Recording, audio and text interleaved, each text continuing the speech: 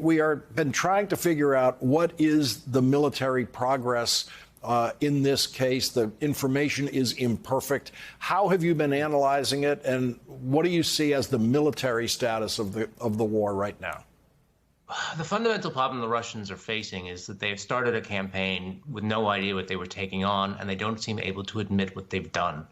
They started a campaign they thought they would win in 3 to 4 days with light casualties, with sort of basic Ukrainian resistance that would end up with a victory parade in Kiev, and it would all be over by now. They completely underestimated what the Ukrainians would do in resistance, and they overestimated what they could do. The issue that they face now is they need to fight an entirely different war, and they're probably going to need a new army, because this army is, from what we can tell, in terrible shape. It's exhausted, it has frostbite, it has super high casualties. So they need to basically reconsider everything they're doing if they're going to have any chance to sort of impose a political solution that they want. But what we don't see is them sort of understanding that in the way that you would think, that they're still sort of sitting spread out around southeast and Ukraine, and now not moving. So by a strategic sense, it doesn't seem that they really know what they're doing.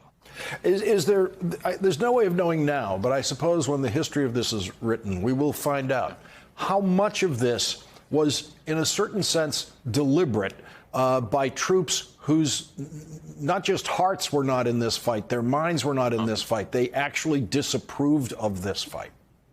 Well, there's a really interesting thing. And when you think about it, we think armies are motives. The soldiers are going to go in and they're going to fight for their country or the propaganda. This regime that Putin has, people are not in some ways wedded to it in the way we think. When people serve dictators or authoritarians, they often do it for the benefits.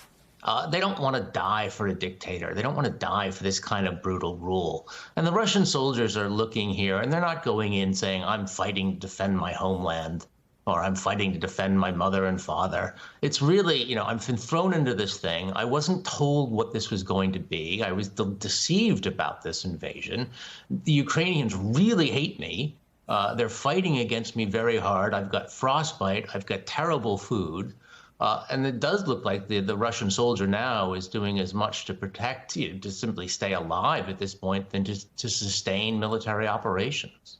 What would it look like going forward if the Russians were to change tactics?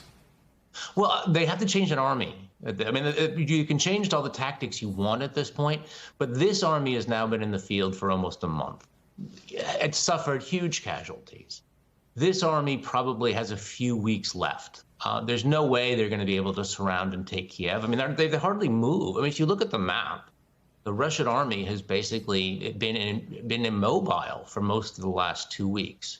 So they can't just change tactics. They're going to have to get almost a new army in if they're going to impose a solution to take over much more of Ukraine.